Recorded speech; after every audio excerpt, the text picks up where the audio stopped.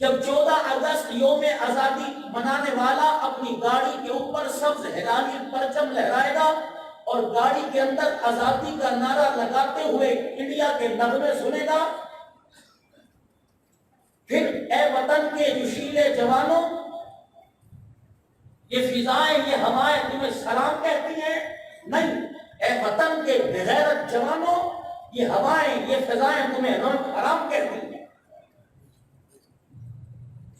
تم نے 6 لاکھ مسلمانوں کا خون ایسے تم نے گلی ندی نالوں کے اندر بہا دیا کہ یہ پاکستان نہ ڈالر نہ پاؤنڈ پر نہ ریال پر ملا، کہ پاکستان تو مسلمانوں کی قربانیوں کے صدقے ملا۔ جب اس پاکستان کی سرزمین پر سرحد سے پار ہو کر قدم رکھا تو کئی بہنوں کا بھائیوں سے ہاتھ چھوٹ گیا، بہنیں ادھر ہو گئی، بھائی ادھر ہو گئے، یہ اس سرحد پار اور اس سرحد پار ایک دوسرے کو دیکھ کے رو رہے تھے۔ یہ ہاتھ بڑھا کر کہہ رہی تھی مجھے لے جا، یہ ہاتھ اٹھا کر کہہ رہا تھا ان قریب تجھے لینے آؤں گا۔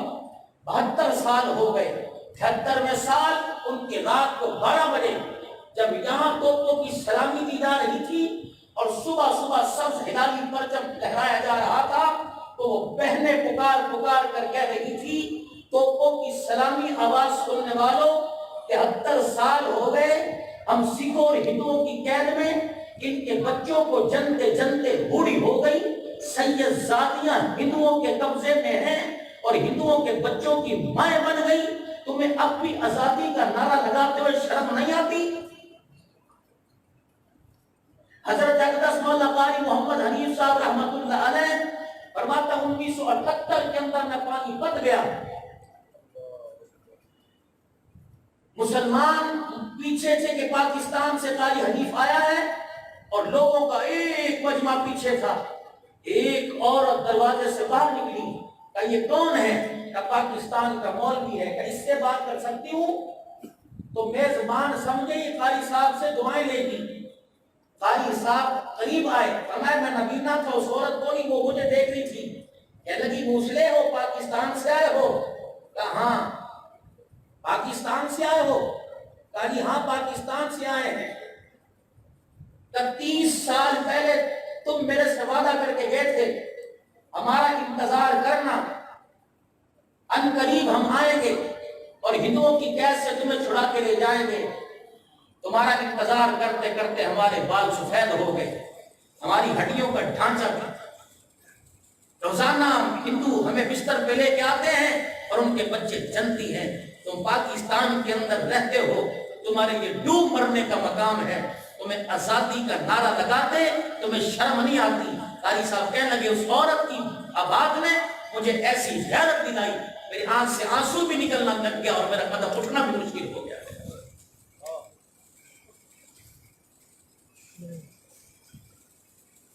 مذہب کی لڑائی پوری دنیا کے اندر جب مسلمانوں کے چینل سے میڈیا کے ذریعے پوری دنیا کے اندر پہنچتی ہوگی، میں کافروں سے نہیں، میں ہندوؤں سے نہیں، میں کشمیر پر غاصبانہ قبضہ کرنے والوں سے نہیں، میں امریکہ کی جیل میں عافیہ صدیقی پر حاوی ہونے والوں سے نہیں۔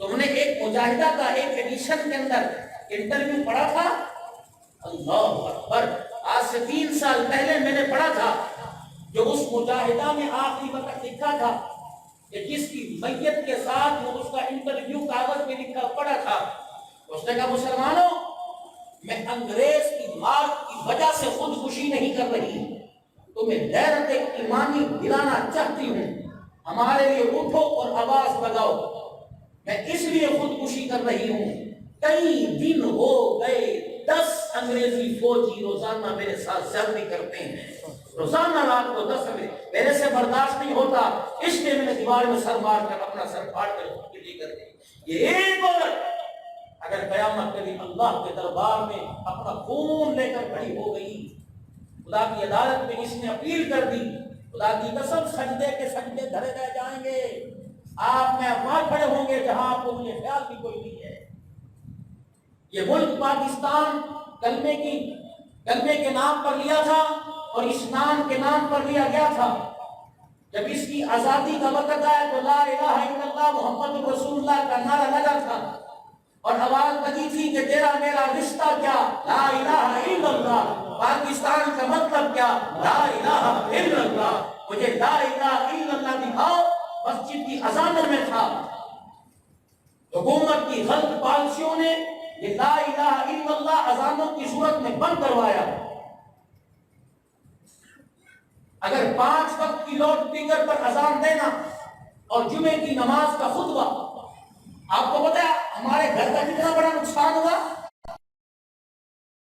کتنا بڑا نقصان ہوا۔ مسجد کے اڑوس پڑوس میں جو جمعے کے دن گھر کی عورتیں برتن بھانڈے دھو کر صفائیاں کر کر بچوں کو نہلا دھلا اور تیار کر کر مسجد کے قریب والے مکان کی چھت پر آ کے بیٹھ جایا کرتی تھی کہ مولوی جی کی تقریر سنیں گے، ہمیں بتائے گا اللہ اس کے رسول کا پیغام۔ ایسے ہی تھا۔ اب ایسی ایک محنت چلی کہ اذان کی اب وہی عورت جو اپنے آپ کو مشقت میں ڈال کر 8 گھنٹے کا کام 1 گھنٹے میں کر کر مکان کی چھت پر آ کر بیٹھ کر بڑی صاحب سے قال اللہ تعالی قال رسول سنا کرتی تھی، اب وہی عورت کا ذہن اندھی تہذیب نے، مغرب کی تقلید نے، روشن خیالی میں بہ جانے والیوں نے ایسا ذہن بگاڑا کہ جو گھر سے سفر کر کے چھت پر آ کر قرآن سنا کرتی تھی، اب وہ اذان کی آواز سن کر کہتی ہے دروازے بند کر دو، میرا دل گھبرا رہا ہے۔ مسجد سے آواز لگتی ہے مسلمانوں اٹھو، ہم کیا کہتے ہیں حکومت کے مقابلے میں آؤ؟ نہیں، اب کیا کہتے ہیں فوج کے سامنے کھڑے ہو جاؤ؟ نہیں، ہم آپ سے کیا کہتے ہیں کہ مسلمان کی قیمتی املاک کو تباہ کرو؟ نہیں، ہم یہ نہیں کہتے کہ ہڑتالیں کرو، ہم یہ نہیں کہتے بازار بند کرو، ہم یہ نہیں کہتے ڈنڈا بنا کر جلوس لے کے نکلو اور مسلمانوں کو اذیت کرو۔ ہم آپ سے کہنا چاہتے اٹھ جاؤ، مردہ ضمیروں کو جگاؤ اور زندہ ضمیر لے کر اس دنیا کے اندر جیو۔ خدا کی قسم آج میرے عزیزوں اگر مسلمانوں کا ایمان مضبوط ہوتا تو مسلمان کبھی ایٹم بم کی ضرورت محسوس نہیں کرتا، لیکن الحمدللہ اتنا کچھ ہونے کے باوجود ایمان اتنا مضبوط ہے کہ آج اس چنگاری کو ہلکا سا شعلہ دکھانے کی ضرورت ہے۔ یہ ایمان اندر ایسا ابھرے گا، مسلمان اس کو مجبور مت کرو۔ اگر انشاءاللہ یہ مسلمان کے اندر ایمانی طاقت جاگ گئی اور اس نے اس دنیا کو فتح کرنے کا عزم کر لیا تو اللہ کی عزت کی قسم وائٹ ہاؤس پر بھی اسلام کا پرچم ہوگا اور شاہی قلعے کے اوپر بھی اسلام کا پرچم لہرا ہے۔ نعرہ تکبیر، نعرہ ختم نبوت، زندہ باد اسلام، زندہ باد پاکستان، زندہ باد علماء دیوبند، زندہ باد۔ ہمارے کانوں میں خبریں پہنچ رہی ہیں کہ اندر کشمیر کا سودا ہو چکا۔ پرسوں ایک جگہ بیٹھے تھے، وہاں بتلایا گیا کہ ہندو اور سکھ کشمیر کے اندر آ کر پراپرٹی خرید رہے ہیں۔ اللہ کرے یہ سننا غلط ہوگا اور حقیقت میں غلط ہوگا۔ اللہ بے انصاف نہیں ہے، اللہ انصاف کرتا ہے۔ وہ کشمیر کی غیور اور غیرت مند بیٹیوں کا رونا ردی کی ٹوکری میں نہیں ڈالے گا۔ ماؤں کا بچوں کا ماؤں کی گود سے چھین لینا اور ماں کا تڑپتے ہوئے اپنے بچے کو قبر میں اتارنا اور اس کی قبر پر کھڑے ہو کر دونوں ہاتھ ماتھے پر رکھ کر سلام کہنا اور کہنا جا ایک ماں کا دکھڑا حسین کے نانا کو جا کر سنا دینا، یہ تو ایک ہے، اس جیسے ہزاروں ہوتے تیرے لائے ہوئے دین پر سارے قربان کر دے۔ کشمیر کی آزادی تک جنگ رہے گی، کشمیر بنے گا پاکستان، کہہ دو انشاءاللہ۔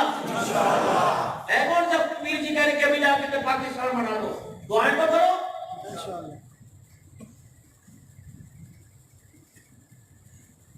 حکومتی لڑائی دیکھنی ہو موبائل کا بٹن دبا لو، لسانی پرستی کی لسانیت کی لڑائی دیکھنی ہو موبائل، مارکیٹ کا جھگڑا دیکھنا ہو موبائل،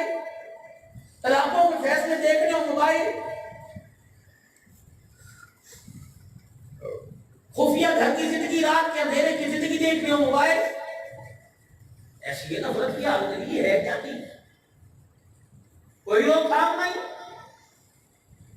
مسجد کا مولوی اگر کوئی اسلام کی سربلندی کے لیے تقریر کر دے تو انتہا پسند دہشت گرد اس کی زبان پر تالا، اس موبائل کے اوپر کوئی پابندی لگانے والا نہیں۔ جو چاہتا ہے اس ہفتے کے اندر 3 جھوٹے نبوت کے دعوے دار کھڑے ہوئے اس ہفتے میں،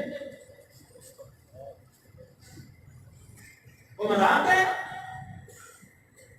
کہاں بیٹھے ہو بھائی؟ حضور کی عزت پر ختم نبوت پر حملہ ہو گیا، ابو بکر و عمر روز انور میں پکار رہے ہیں تم کب سے غیرت ہو گئے؟ بدر احد کے میدان میں غیرت مندوں نے خون دے کر کلمہ تمہارے تک پہنچایا تھا۔ اگر ہمیں پتا ہوتا اسلام اجڑتا ہوا دیکھ کر تم اپنے بستر سے اٹھ کے تہجد کی نماز میں مصلی پر نہ آتے تو حبشے کا بلال کبھی مکے کی گلیوں میں مار کھا کے نہ کسیدہ جا سکتا۔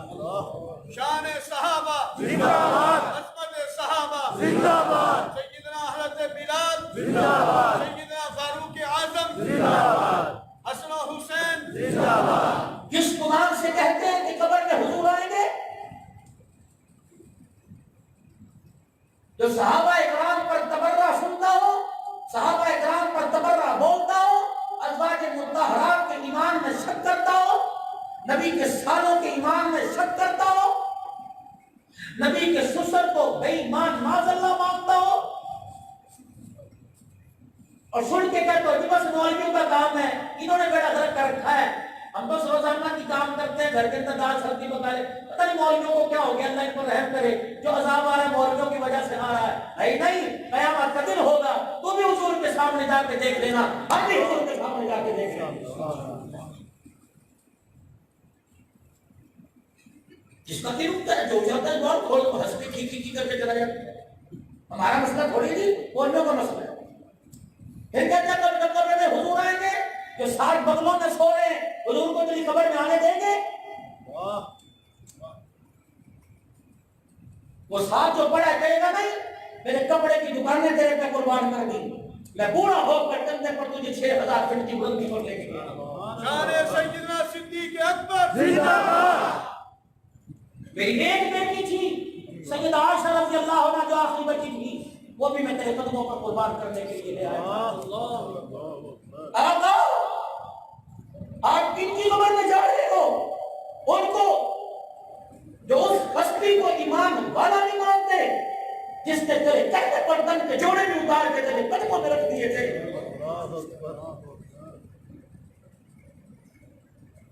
مجھے وہ میرے نبی دن نہیں بھولتا، جب تبوک کا جھنڈا مانگا میں سب کچھ لے کے آ گیا، میں گھر لیٹا تھا، میں اٹھا اور میں نے رات کے اندھیرے میں اپنے گھر کی دیوار پر ہاتھ پھیرنا شروع کر دیا۔ میری بیٹی تیری بیوی سیدہ عائشہ اٹھی، کہنے لگی ابا کیا کر رہا ہے؟ کہ دن کے اجالے میں نے اس دیوار پر سوئی دھاگا لٹکا دیکھا تھا، تلاش کر رہا ہوں، مجھے ملے تو حضور کے قدموں میں چندے میں جا کے جمع کرا دوں۔ آقا تبوک کا میدان ہو، جس مجاہد کی وردی پھٹ جائے اس کی وردی کو سینے کے لیے ابو بکر کا سوئی دھاگا کام ہے۔ تم ان کو ایمان والا نہیں مانتے؟ ایک کہنے لگا میں ایک جناب ابھی کلپ چل رہا آج کل موبائل کے اوپر بڑا اڑتا، میرا مزاج سخت نہیں ہوا، لوگوں میں اپنے ماں کو اپنے بھائی کو گالی برداشت کر سکتا ہوں، جن کی گود میں رسول اللہ آرام کرے۔ وہ کہنے لگا میں ایک جنازے میں گیا، مجھے ایک سنی کہنے لگا تم اپنے جنازے پر یہ 12 اماموں کا نام کیوں لکھواتے ہو؟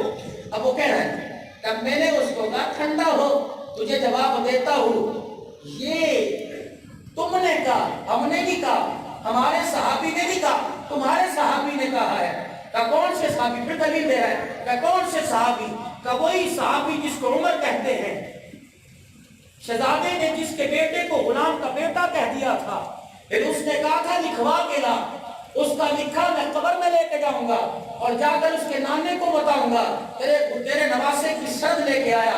اے بغیرت، تجھے یہاں عمر کا لکھا پسند آیا، عمر کی 20 تراویح تجھے پسند نہیں آئی؟ یہاں تو عمر کی تباہ کر رہا ہے اور قرآن سننے میں تراویح کی حالت میں عمر کی دی ہوئی توفے تراویح کا انکار کر رہا ہے۔ مولانا عبدالرحیم صاحب کے بھی جذبات درد نہیں آتے۔ میرے ساتھ میرا بیٹا محمد معاویہ آیا، اگر کوئی مجھے کہ مولوی صاحب یہ آپ کا نہیں ہے تو میں دعائیں دوں گا، میں تصدیقیں کراتا پھروں گا کہ میرا ہے، تو نہیں مانتا نہ مان، چل اپنا کالا منہ لے کے بڑی طرف ہو، یہ میرا ہے۔ آج 1400 سال بعد ظالم کو کیا سوچی جو سرگودے کے بازار میں اعلان کرتا پھر رہا ہے کہ نبی کی ایک بیٹیاں ہیں، 4 بیٹیاں نہیں، اور میرے بیٹے کو میرے سے توڑے تو میرے کلیجے پہ ضرب آتی ہے، جو نبی کی تینوں ہی بیٹیوں کو توڑ دے، کیا حضور پاکستانیوں کے حال کو دیکھ کر خوش ہوتے ہوں گے؟ یا نبی کا حیات النبی عقیدہ چھوڑ دو، یا محبت کرو سے نبی دکانا چھوڑ دو۔ اللہ اور یہ خبر اپنے نبی کو پہنچا دے، مسلمان خاص سرگودے میں رہنے والا ہو یا پاکستان کے کسی کونے میں رہنے والا ہو، اللہ کی عزت کی قسم اسے اپنے گھر سے پیارا تیرا گھرانا ہے۔ الحمدللہ اپنی حیثیت مسلمان ہونے کے ساتھ ختم نبوت کی چوکٹ کی چوکیدار بھی ہیں۔ انشاءاللہ انشاءاللہ کہہ دو تاجدار ختم نبوت، تاجدار ختم نبوت، تاجدار ختم نبوت۔ تم سمجھتے کیا ہو؟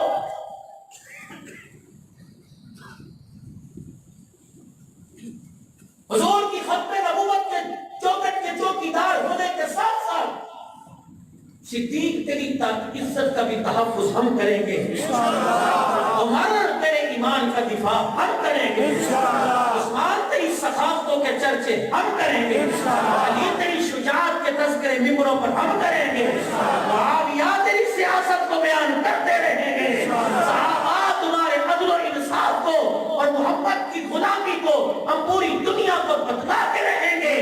بیٹا باپ کا اتنا فرما بردار نہیں ہے جتنا صحابہ رسول اللہ کے فرما بردار ہیں۔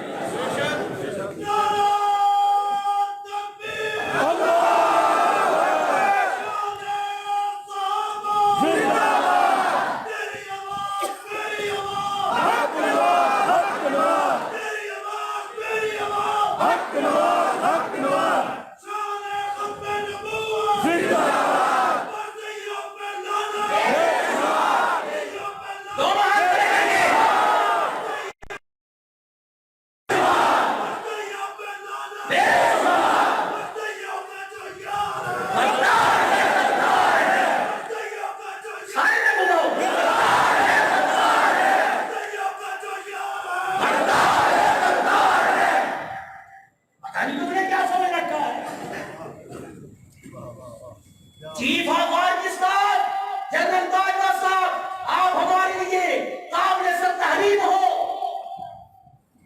افواج پاکستان کا الحمدللہ ان کے حوصلوں کا ہر جگہ ہم دفاع کریں گے، حکومت کی اچھی پالیسیوں کی ہر ممبر محراب پہ تائید کریں گے، لیکن اس کا غلط مطلب مت لیجیے کہ پاکستان کے آپ قانون کے اندر کبھی ختم نبوت کے قانون میں ترمیم مت کریں، کبھی صحابہ کی عصمت کے قانون کے، نہیں نہیں نہیں، یہ نہیں چلے گا، اب بس ہو گئی ہے۔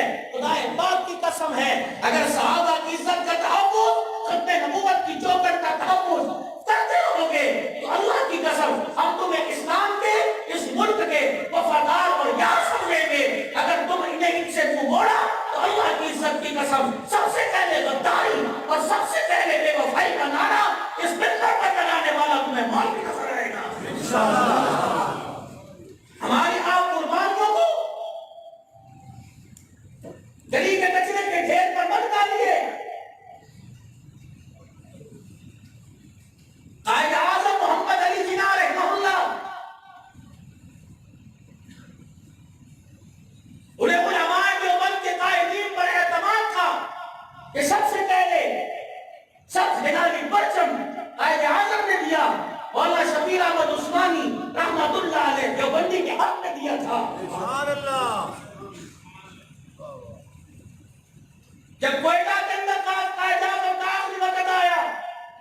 اس نے کراچی میں مولی سمیر احمد عثمانی کو خط لکھا اور وہاں کر پیغام دیا، کراچی میں ہو، جی ہاں، کا جانا قائد اعظم کی طبیعت خراب ہے، اگر اس کا ان دنوں کے اندر انتقال ہو گیا تو جنازہ پڑھانے والا بھی شبیر احمد عثمانی جو پڑھتے تھا۔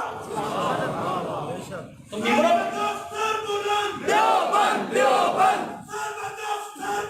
دیوبند دیوبند تم ٹی وی پر آ کر کہتے ہو،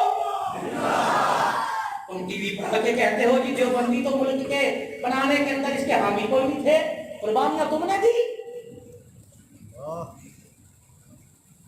انگریز کی گود میں پھدک کر کون بیٹھا؟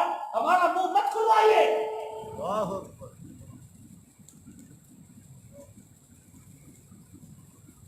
علماء دیوبند کو پھانسی پر لٹکانے کی سازشوں میں کون شامل تھا؟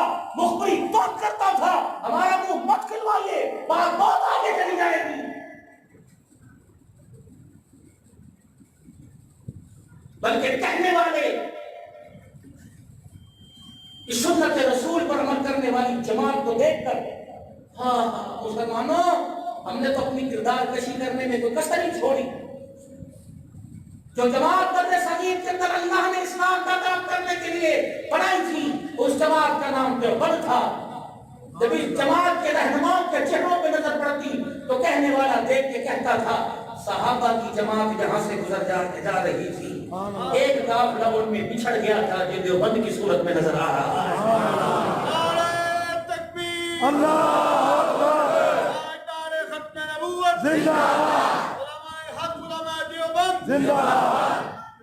میں بریلوی مکتبہ فکر پر، میں اہل حدیث نظریہ رکھنے والے پر، میں سیفی سلفی پر میں تنقید نہیں کرتا، لیکن اپنا حق مانگنے کی تو مجھے اجازت ہے۔ یہ تو پاکستان کا قانون اور پاکستان کی عدالت اجازت دیتی ہے کہ تجھے اپنا جائز حق مانگنے کے لیے اختیار ہے، اپیل کرنے کی ضرورت ہے۔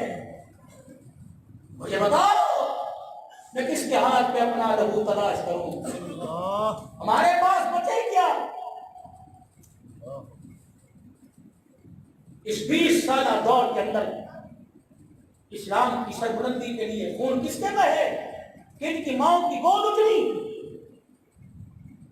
کون عزت دار گھرانے کی عورتیں بیوہ ہوئی؟ تم نے کبھی خبر ان کی جا کے لی؟ تم نے اپنوں کی قبروں پہ 10 محرم کو پھول ڈالے، جو صحابہ زندہ باد کے نعرے لگا کے چلے گئے، ان کی قبر پر بھی کوئی پھول کی ایک مٹھی ڈال کے آیا؟